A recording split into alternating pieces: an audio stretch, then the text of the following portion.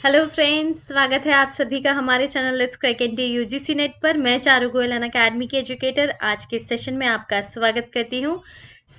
दोस्तों, शुरुआत करेंगे सेशन की। सभी लर्नर्स ज्वाइन कर ले। Happy Republic Day to all the learners. और आई होप आपका दिन आज का अच्छा रहा होगा। And let's just get started with the management classes. तो पेपर 2 की ये क्लासेस है जहां हम आज पढ़ने वाले हैं परसेप्शन। ओके, सो ऑर्गेनाइजेशनल बिहेवियर का ये टॉपिक है। And if you haven't seen the previous sessions, you can see them in the playlist section. आप अभी मेरे साथ हमारे YouTube के चैनल पे जुड़े हैं, सेम तरीके से आप मेरे साथ स्पेशल और प्लस कोर्सेज पे भी जुड़ सकते हैं। करना क्या है, अनअकैडमी पे जाना है, अपना प्रोफाइल बनाना है, लॉग इन करिएगा, कोर्स सेलेक्ट करिए NT UGC net. Search box में मेरा प्रोफाइल सर्च कर सकते हैं, चारू गोयल के नाम से प्रोफाइल मिलेगा आपको। फॉलो बटन जरूर दबाएगा, जैसे कि मेरा जो भी नेक्स्ट स्पेशल क्लास शेड्यूल होता है उसका लिंक आपको मिल जाएगा। अपार्ट फ्रॉम दैट, आप गेट सब्सक्रिप्शन पे क्लिक करके प्लस कोर्सेज पे भी मेरे साथ जुड़ सकते हैं और आपको बहुत सारे वहाँ पे बेनिफिट्स मिल जाते हैं, जैसे सारी क्लासेस लाइव है, स्ट्रक्चर्ड कोर्स है, लाइव टेस्ट क्विजेज हैं और अनलिमिटेड एक्सेस। यानी कि सिंगल एक सब्सक्रिप्शन में पेपर 1 भी हो गया, पेपर 2 भी इंक्लूड हो गया, प्लस डाउट के सेशंस, प्लस रिवीजन सेशंस अलग से, और तो और टेस्ट सीरीज भी है। So everything is there. दोबारा कुछ भी कहीं से परचेज नहीं करना, everything is being included over there. सारे सेशंस लाइव हैं, कोई सेशन आप मिस कर दो तो रिकॉर्डेड सेशन देख सकते हैं। एंड सिंगल एक सब्सक्रिप्शन से सभी जो हैं एजुकेटर्स के क्लासेस के लिए एनरोल कर सकते हो। ऐसा नहीं है कि एक सब्सक्रिप्शन से एक टीचर का ही क्लास देख सकते हो। सभी जो है हमारे एजुकेटर, सभी के क्लासेस के लिए आप एनरोल कर सकते हो उस पर्टिकुलर सब्जेक्ट यानी कि कोर्स के अंदर। ओके, चलिए। तो बहुत सारे टॉप एजुकेटर्स हमारे प्लेटफॉर्म पे हैं और जैसे कि मैंने आपको बोला, मॉर्निंग क्लासेस होती हैं 8:30 बजे। मेरा सेशन होता है मंडे टू फ्राइडे, जहां हम रिसर्च एप्टीट्यूड पढ़ते हैं। और Monday to Friday research aptitude session, बाकी सैटरडे संडे सेम टाइमिंग पे आपको DI और मैथमेटिकल रीजनिंग का सेशन रहता है, practice session, Saturday and Sunday. Okay, बाकी अदर टाइमिंग्स पे आप देख सकते हैं हमारे चैनल पे और क्लासेस चल रही हैं पेपर 1 की यूनिट्स, पर्टिकुलर यूनिट और एजुकेटर्स के द्वारा। तो आप उस सेशन पे ज़रूर ज्वाइन करिए, जिससे कि देखिए हम सभी लोग बहुत मेहनत कर रहे हैं कि आपकी सारी जो यूनिट्स हैं पैरेलली चलती रहें, जिससे कि कुछ भी मिस नहीं हो। So you can cover all these sessions. Okay okay, apart from that, paper 2 का जो है सेशन मैनेजमेंट का रहता है। पेपर 2 की क्लास अभी चल रही है। बाकी अगर आपका paper 2 history, political science, education, commerce, English है तो उस पर्टिकुलर टाइमिंग पे आप ज्वाइन कर सकते हैं। Okay, now so many batches have recently started on the plus program. जल्दी से सब्सक्रिप्शन ले लीजिए, गेट सब्सक्रिप्शन पे क्लिक करके। और ये प्लान्स है, करंट प्लान्स, इसमें जो भी आपको सूटेबल लगे, सही 5 ऑप्शंस है। बजट देखिए, जो प्लान सस्ता लग रहा है वो देखिए, सही प्लान चूज करके प्रोसीड टू पे करना है। लेकिन उसके पहले अगेन डिस्काउंट भी तो चाहिए, तो रेफरल कोड में ये कोड लगाइएगा CHARU, इससे आपको 10% का अमाउंट पे डिस्काउंट हो जाएगा। ठीक है, और सेम कोड से आप अगर न्यू लर्नर हो तो स्पेशल क्लास भी आपकी अनलॉक हो जाएंगी, फ्री वाली। वहां पे आपको कोड पूछेंगे, जब आप फ्री क्लास देखेंगे पहली बार तो वो आपकी अनलॉक कोड सेम काम करेगा। ओके, और ये कोड NT UGC नेट के लिए नहीं, सभी कोर्सेज के लिए काम करेगा। और अगर आप अनअकैडमी से दूसरा कोई कोर्स लेते हो तो उस पर भी काम करेगा। ओके, और तो और अब आपके लिए आइकॉनिक सब्सक्रिप्शंस भी अवेलेबल हैं, जहां आपके लिए personal coach, study material, study planner, unlimited practice session, study booster session, structured course, dedicated doubt clearing session और SOP इंटरव्यू की भी प्रिपरेशन हो रही है। ठीक है, so additional benefits apart from the plus के तो पूरे बेनिफिट्स हैं ही आइकॉनिक में, बस एडिशनल चीज़ें भी आपको मिल रही हैं। और प्राइजेस वैसे ये रहेगा, लेकिन अभी क्योंकि लॉन्च हुआ है तो लॉन्च प्राइजेस में ले लेंगे तो थोड़ा सस्ता मिलेगा। उस पे भी ये जो प्राइस दिख रहा है 6 महीने, 1 साल और 2 साल का, उस पे भी आप एक्स्ट्रा अगेन 10% का डिस्काउंट ले सकते हो। ठीक है, जो मैंने आपको ऑलरेडी बताया ना, सेम कोड इस्तेमाल करना है, चारू। सेम कोड इस्तेमाल करिएगा, CHARU। चलिए, अब क्या करना है, जल्दी से मोबाइल में रिमाइंडर डालना है। जनवरी 31 के लिए कॉम्बैट 11 बजे है, उसका रजिस्ट्रेशन कर लो। फ्री टेस्ट सीरीज है, फ्री रजिस्ट्रेशन है। So do join at that session, आपके लिए बहुत हेल्पफुल रहेगा test series. Again use the code Charu. ठीक है, सेम कोड से आप ये रजिस्ट्रेशन कर सकते हैं। आपके लिए डिटेल सोल्यूशंस भी प्रोवाइड किए जाएंगे, all India live leader board रहेगा। और तो और आपके लिए प्राइजेस भी हैं, रैंक 1, 2, 3 और 4 के लिए 50 प्राइजेस हैं, अलग अलग अमेजन वाउचर्स के। ओके, चलिए तो दोस्तों, अपना एक छोटा सा इंट्रोडक्शन दे देती हूँ जल्दी से। मेरा नाम चारू गोयल है, नेट क्वालिफाइड हूँ। 2.5 years का टीचिंग एक्सपीरियंस है मुझे। Currently I am pursuing my PhD, before that I have completed my MBA। साथ ही साथ कुछ रिसर्च पेपर्स भी है मेरे जो स्कोपस इंडेक्स जर्नल में पब्लिश्ड हैं। तो आज शुरुआत कर रहे हैं हम किसकी, परसेप्शन की। So we will be reading about the perception. Okay, so perception होता क्या है, किसी के बारे में कोई राय बना लेते हैं हम, कोई थॉट बना लेते हैं, उसको हम परसेप्शन कहते हैं। ठीक है, हम बोलते हैं ना कई बार आपने ऐसा परसीव किया, मैंने ऐसा नहीं कहा था, आपको ऐसा लगा, you thought it in that manner और इन दैट वे। तो हमने परसेप्शन, हमारी सोच, हमारा परसेप्शन ऐसा है। सो ये जो परसेप्शन है ऑर्गेनाइजेशन में क्या रोल प्ले करता है, और इसकी मदद से, इसको स्टडी करके हम क्या क्या चीजें जो है समझ पाते हैं as an employer, as a manager, वो चीजें हम देखेंगे। ठीक है, चलिए। तो परसेप्शन बेसिकली क्या होता है, एक प्रोसेस है, कोई कैरेक्टरिस्टिक नहीं है, कोई हम वो नहीं बोलेंगे कि किसी का ट्रेट है, बट एक प्रोसेस है जिसके द्वारा, through which, by which the individuals they organize and interpret their sensory impressions in order to give meaning to their environment। मतलब कि क्या होता है, आप ये देखो, जैसे मैं आपसे मिली, ठीक है, आप मुझसे मिले, चलिए आप मेरे से मिले, हमारी बात हुई। तो जब आप मेरे से मिले, तो उस चीज से, उस मिलने से, मेरी बात करने से आपके माइंड में कुछ थॉट्स आए। ठीक है, आपने उनको इंटरप्रेट किया, कुछ एक मीनिंग निकाला कि मैं, मेरे बारे में कोई परसेप्शन बनाया, that what kind of a person I am, या आपको अच्छा लगा मुझसे मिलके, नहीं अच्छा लगा मुझसे मिलके। तो ये सारी चीजें क्या हुई, आपने अपने माइंड में, इन योर माइंड, आपने जो भी थॉट्स थे उनको ऑर्गेनाइज किया और इंटरप्रेट किया, जिससे कि जो भी चीजें आपके एनवायरमेंट में हो रही है उसको आप एक मीनिंग दे सके। You can understand that what is happening और व्हाट इट इज अबाउट। जैसे हम आपने ये क्लास देखा, ठीक है, after this class you will get some thoughts, आपके माइंड में कुछ थॉट्स आएंगे, you will organise them, you will interpret them, और आफ्टर दैट आप समझोगे कि ये क्लास अच्छी थी, नहीं थी, आप उसको मीनिंग दोगे। Okay, now peoples behaviour is based on the perception of what the reality is and not on the reality. मतलब हमारा परसेप्शन किसके ऊपर बेस्ड है, सच क्या है उसके ऊपर बेस्ड नहीं, हमें सच क्या लगता है उसके बेसिस पे हो। मतलब हमें जो लगेगा उसी के आधार पे हम अपना परसेप्शन बनाएंगे। अगर मुझे लगेगा आज ठंड ज्यादा है, तो मेरा परसेप्शन यही लगेगा कि ठंड हो रही है, बहुत ठंड लग रही है। सो इट इज लाइक, क्या एक्चुअल में है, नहीं है, इट डजेंट मैटर, हमारा परसेप्शन होता है हमारे को जो लगता है सही। जैसे मान लो मैं किसी से मिली, पर्सन ए जो है पर्सन बी से मिला, पर्सन बी वैसे बहुत अच्छा हो, ठीक है, वेरी गुड पर्सन, लेकिन जिस सिचुएशन में मिले तो उस समय ए ने देखा बी बहुत एंग्री है, हो सकता है किसी पर्टिकुलर सिचुएशन में बी को गुस्सा आया हो, लेकिन क्योंकि ए ने पहली बार बी को तब देखा, तब मिले, तो ए को लगा that person is what, is very angry और ruthless, that kind of a person. लेकिन ऐसा नहीं है इन रियलिटी। तो ए अपनी रियलिटी के बेसिस पे, मतलब जो उसने देखा, सुना, समझा, उस रियलिटी के आधार पे ही अपना परसेप्शन बनाएगा बी के बारे में। ठीक है, so the world as it is perceived is the world that is behaviourally important. ठीक है, जैसा हम परसीव करते हैं वैसा ही हम बिहेव करते हैं। ओके, नाउ परसेप्शन जो होता है हमारा, काफी सारी चीजों से ये बोल सकते हैं इन्फ्लुएंस होता है। पहली चीज तो जो सिचुएशंस में फैक्टर्स होते हैं, मतलब जिस माहौल में वो चीजें हो रही है, क्या समय पे, क्या वर्क सेटिंग में, क्या सोशल सेटिंग में। Factors in the perceiver, perceiver कौन है, हम अगर किसी चीज को देख रहे हैं तो हम परसीवर है। हमारा एटीट्यूड, मोटिव्स, इंटरेस्ट, एक्सपीरियंस और एक्सपेक्टेशंस, ये हमारे काफी सारे फैक्टर्स है जो अफेक्ट करते हैं।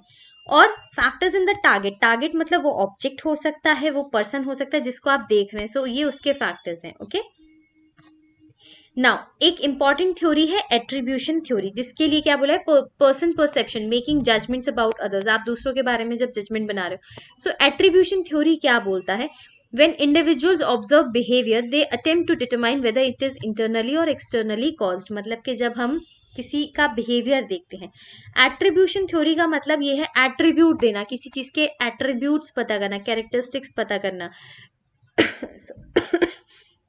सॉरी। तो एट्रीब्यूशन थ्योरी के का मतलब ये है, जब कोई बिहेवियर ऑकर होता है, मान लो किसी एम्प्लॉय ने झूठ बोला या वो लेट आया, ठीक है, वो बिहेवियर या काम समय पे पूरा नहीं किया, तो वो बिहेवियर आप उसका कॉज फाइंड आउट कर रहे हो as an employer, as a manager, कि वो इंटरनली है या एक्सटर्नली, मतलब उसके कंट्रोल में था वो कॉज या नहीं था। तो उसी के आधार पे ये सारा पूरा जो है एट्रीब्यूशन थ्योरी है around that. So let's just start with that. तीन इंपॉर्टेंट उसके फैक्टर्स हैं या फिर हम क्राइटेरिया बोल सकते हैं। एक तो डिस्टिंक्टिवनेस, दूसरा कंसेंसस और तीसरा कंसिस्टेंसी। डिस्टिंक्टिवनेस मतलब different behaviours in different situation, मतलब वो पर्सन अलग अलग सिचुएशन में अलग अलग तरीके से बिहेव कर रहा है, तो मतलब ये होता है distinctiveness. Consensus means response in the same way as others to the same situation, मतलब उस सिचुएशन में अगर मान लो वो काम कंप्लीट करके नहीं दे पाया, बाकी सबने भी सेम रिस्पॉन्स किया है, तो वो कंसेंसस होता है, ठीक है।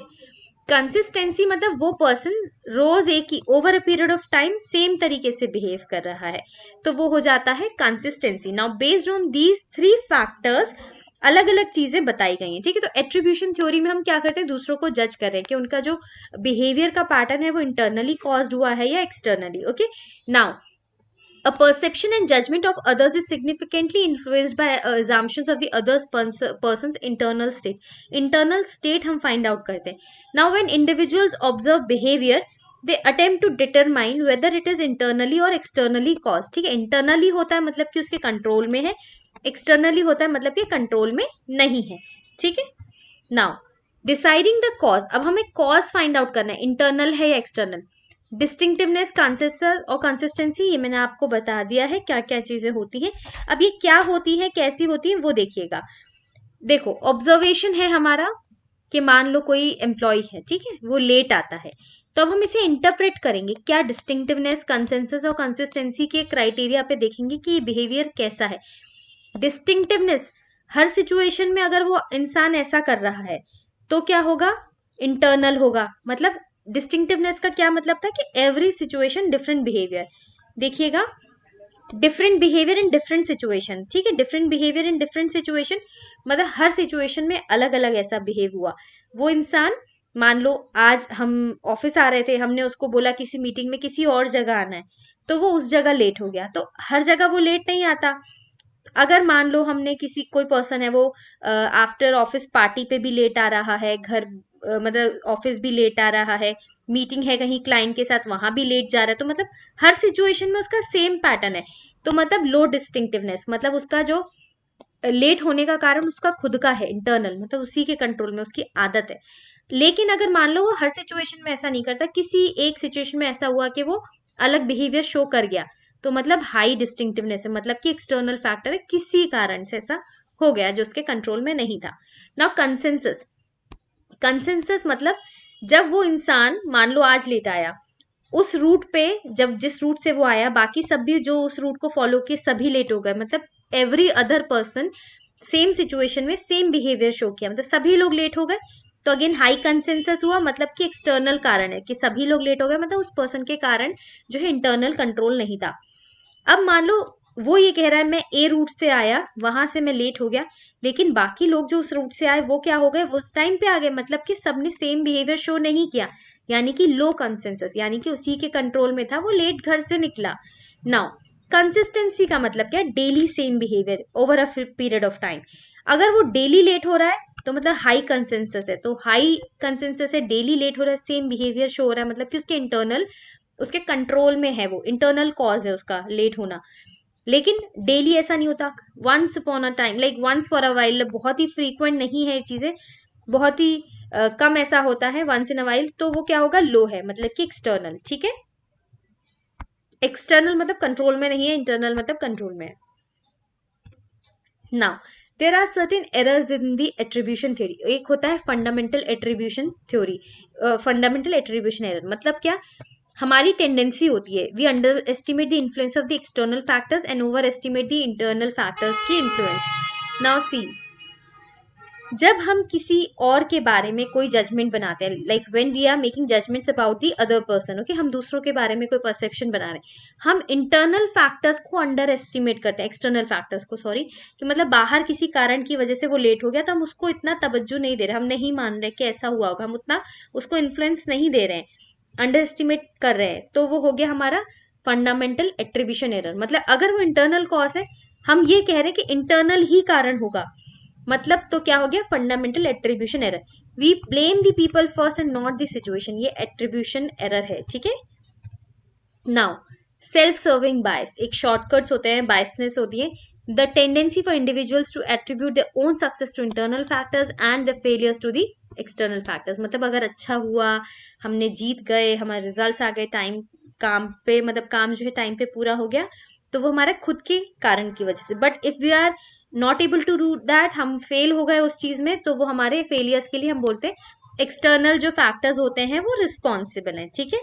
नाउ तीसरा है सिलेक्टिव परसेप्शन। अब ये है शॉर्टकट जब हम दूसरों के बारे में कोई जजमेंट देते हैं। जब हम किसी को जज करते हैं सिर्फ एक बेसिस पे, ठीक है, people selectively interpret what they see on the basis of the interest, backgrounds, experiences और एटीट्यूड्स। ठीक है। जब हम किसी को सिर्फ किसी एक क्राइटेरिया पे सर्च करते हैं तो वो हो जाता है हमारा सिलेक्टिव परसेप्शन। ठीक है।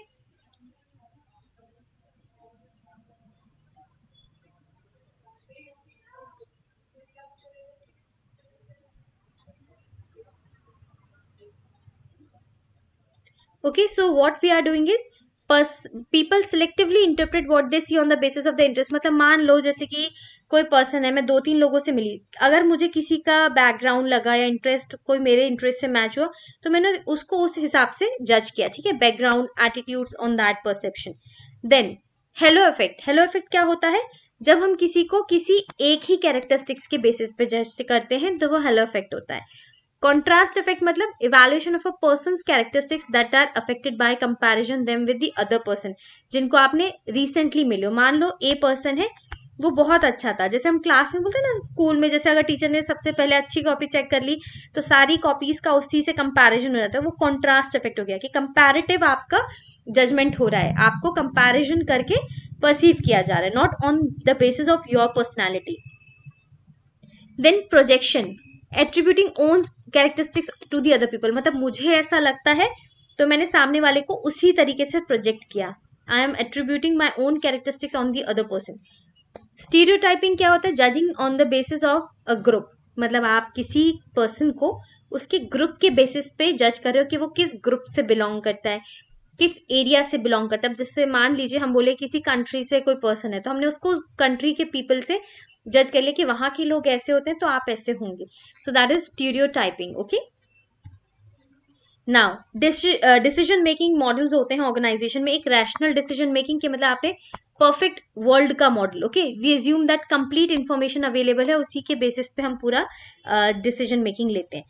6 स्टेप्स हैं। पहले आप प्रॉब्लम बताओ क्या है, उसके क्राइटेरिया आइडेंटिफाई करो कि क्या क्या हम क्राइटेरिया पे सिलेक्ट करेंगे कि क्या ऑप्शन हमें डिसीजन मेकिंग करनी है। हर क्राइटेरिया को वेट दे दो।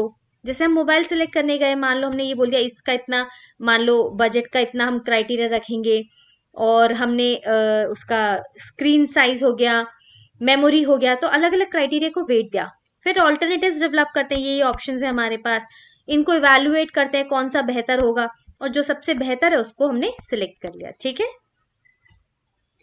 दूसरा होता है bounded reality, real world model. इसमें हम क्या करते हैं, लिमिटेड जो हमारे पास डेटा होता है, limited data means avoiding unnecessary information. जो लिमिटेड डेटा है उसके बेसिस पे, bounded means in a certain boundary, उसके बेसिस पे हमने डिसीजन मेकिंग की। ठीक है।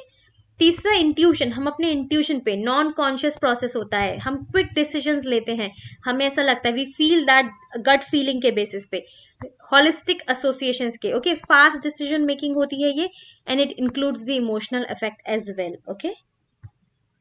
Now there are certain common biases and errors in the decision making, जैसे ओवर कॉन्फिडेंस बायस, मतलब believing too much in our own ability. हमें लगा ऐसा होता है कि हमारे डिसीजंस अच्छे होते हैं, ओवर कॉन्फिडेंस है ना अपने ऊपर। दूसरा anchoring bias, using first received information as the basis for the judgement. मान लो मुझे ए पर्सन है, उसके बारे में कोई एक चीज पता चली, तो जो पहली पीस ऑफ इन्फॉर्मेशन मिली मुझे, मैंने उसी के बेसिस पे परसेप्शन बना लिया या डिसीजन मेकिंग कर ली, दैट इज द एंकरिंग बायस।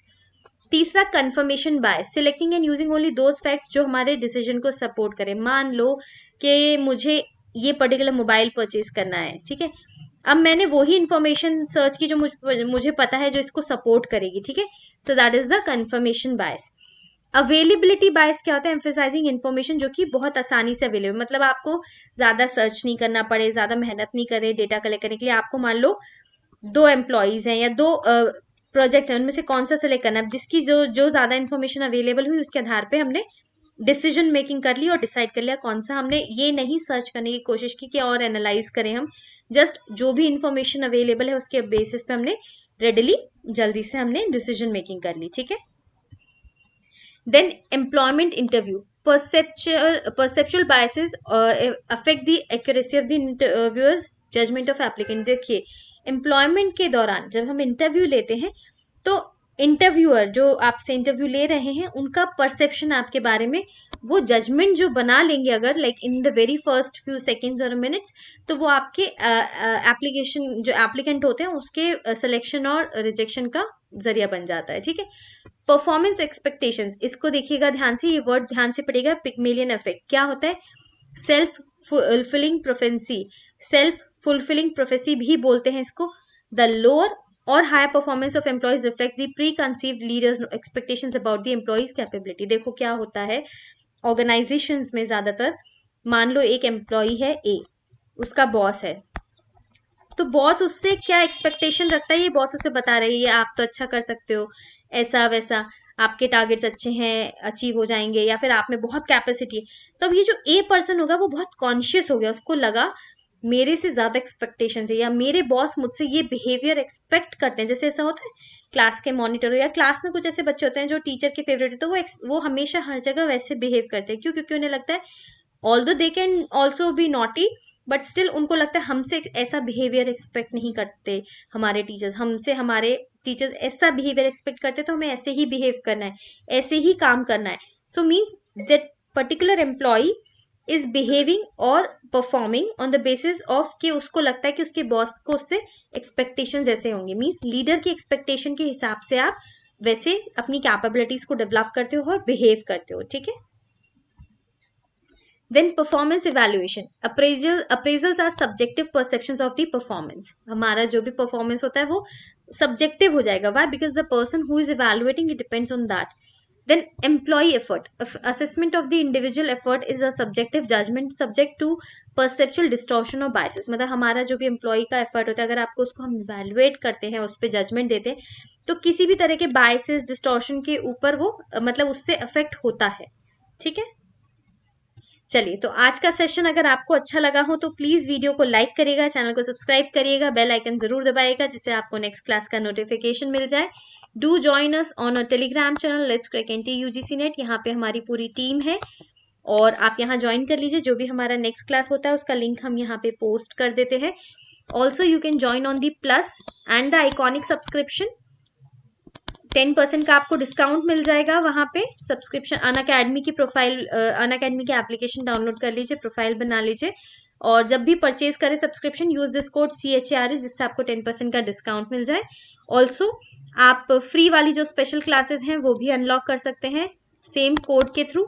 और कॉम्बैट के लिए रजिस्ट्रेशन कर लीजिए, फ्री है रजिस्ट्रेशन, तो वो भी सेम कोर्स कोड से हो जाएगा CHRU। Okay, this is my code, use this code to unlock the classes.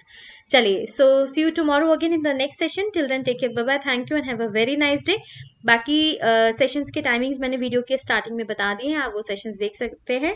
और इसके अलावा प्लेलिस्ट चेक कर लीजिए, मॉर्निंग सेशंस की भी मिल जाएंगी प्लेलिस्ट आपको, आफ्टरनून सेशन की भी। And if you have any doubt in any of the session आप मुझसे अपकमिंग सेशन में पूछ सकते हैं, ठीक है। चलिए, thank you everyone, take care, bye bye, see you tomorrow again in the next session. Enjoy your day. Thank you.